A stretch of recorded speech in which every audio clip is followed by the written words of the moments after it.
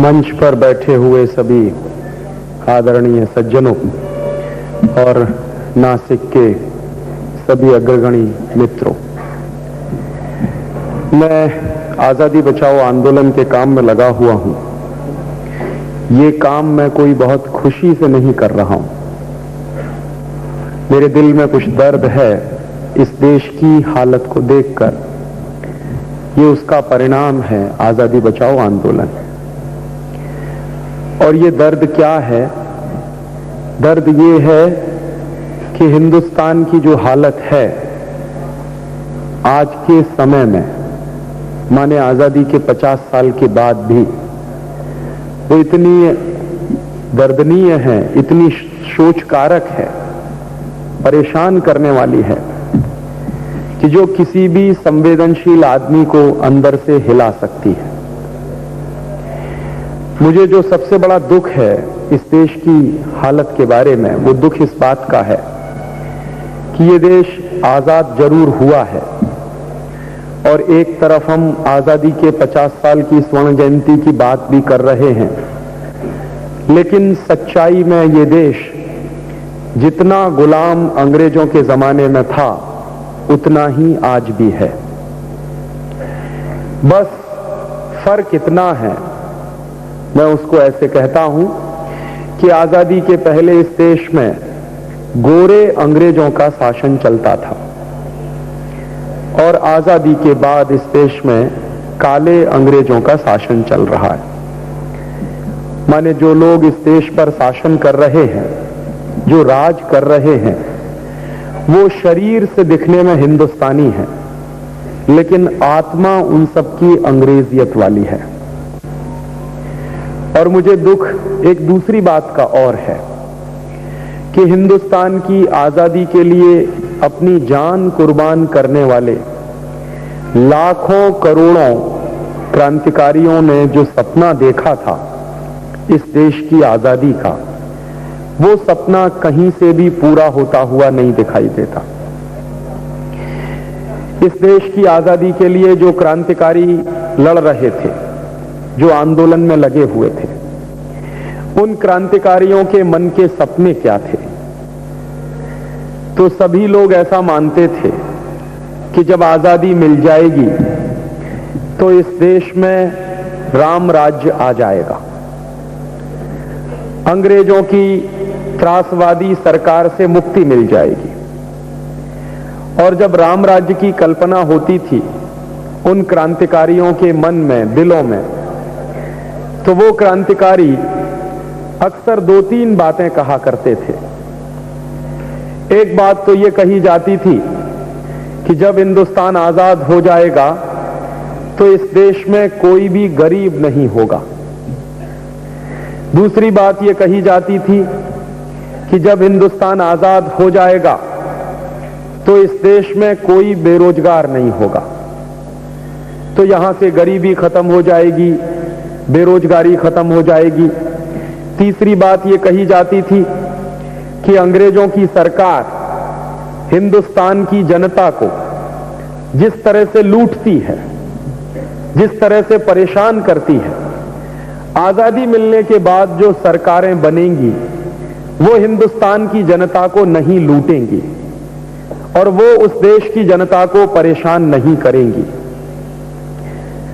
एक सबसे महत्वपूर्ण बात जो इस देश में कही जाती थी, जिसको करीब करीब हर बड़ा क्रांतिकारी नेता कहता था, गांधी जी भी उसको कहा करते थे। एक बार गांधी जी से पूछा गया था कि आजादी के बाद के हिंदुस्तान के बारे में आपका सपना क्या है? एक विदेशी पत्रकार था, उसने पूछा था बापू से कि जब आजादी मिल जाएगी भारत को तो कैसा हिंदुस्तान का कल्पना, कैसी हिंदुस्तान की कल्पना आपके मन में है? तो गांधी जी ने एक ही लाइन में जवाब दिया था उसका कि आजादी के बाद के भारत में अगर अंग्रेज चाहेंगे तो रह सकते हैं, मुझे अंग्रेजों से कोई नफरत नहीं है, अंग्रेज चाहेंगे तो हिंदुस्तान के मेहमान बनकर रह सकते हैं, लेकिन अंग्रेजियत नहीं रहेगी। तो उस पत्रकार ने पूछा कि बापू, ये अंग्रेजियत से आपका मतलब क्या है? तो गांधी जी ने कहा कि अंग्रेजियत का माने है हिंदुस्तान की वो सारी की सारी व्यवस्था जो अंग्रेजों द्वारा चलाई गई है। उदाहरण के लिए, अंग्रेजों की चलाई हुई शिक्षण पद्धति को गांधी जी अंग्रेजियत मानते थे। अंग्रेजों की चलाई हुई न्याय पद्धति को गांधी जी अंग्रेजियत मानते थे। अंग्रेजों की चलाई हुई शासन पद्धति को गांधी जी अंग्रेजियत मानते थे। अंग्रेजों की चलाई हुई पार्लियामेंट्री डेमोक्रेटिक सिस्टम को गांधी जी अंग्रेजियत मानते थे। तो वो कहा करते थे कि जब अंग्रेज चले जाएंगे और स्वराज्य आ जाएगा तो हिंदुस्तान में ये कोई भी व्यवस्था नहीं चलेगी जो अंग्रेजों ने चलाई है, और आजादी के बाद हम इस देश में एक स्वदेशी की व्यवस्था चलाएंगे। गांधी जी के राम राज्य के सपने में सबसे मूल बात यही थी। और उन्होंने एक बार और कह दिया था एक और दूसरे पत्रकार के जवाब में कि ये राम राज्य कैसा होगा।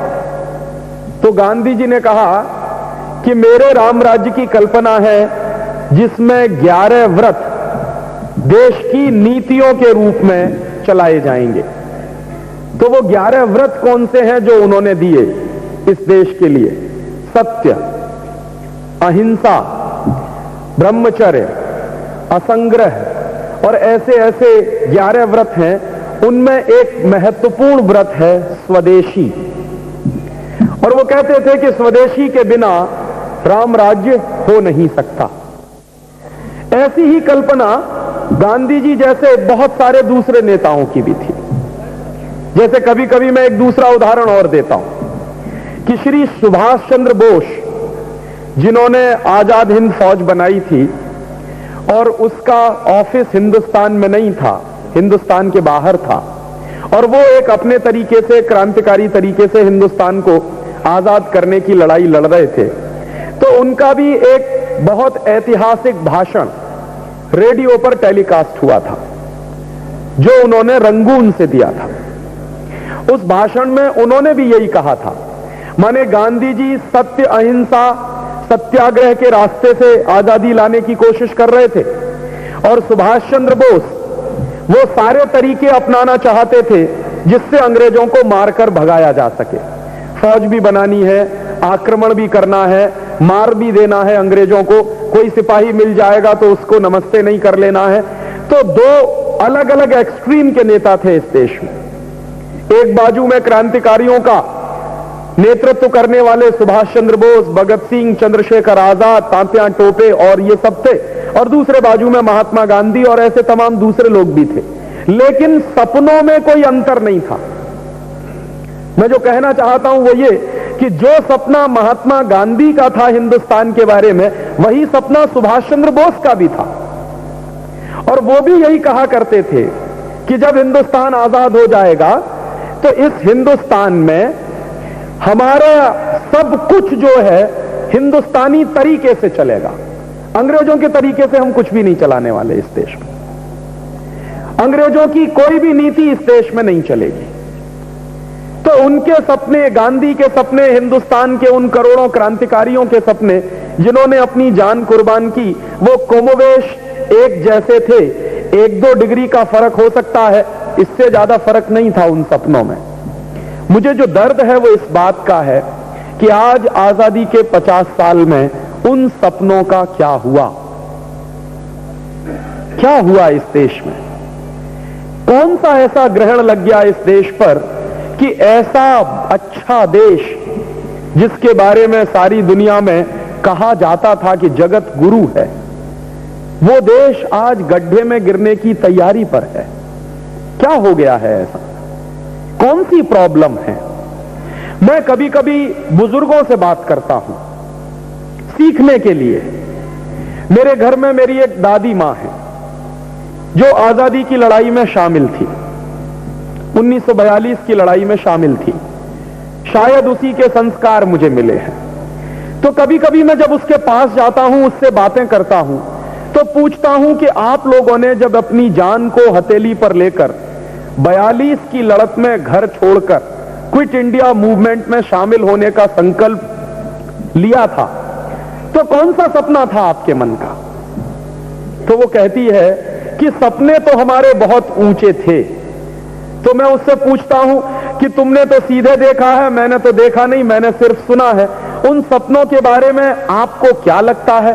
तो वो कहती है कि अब मुझे शर्म आती है कि हमने ऐसे देश के लिए आजादी की लड़ाई लड़ी है।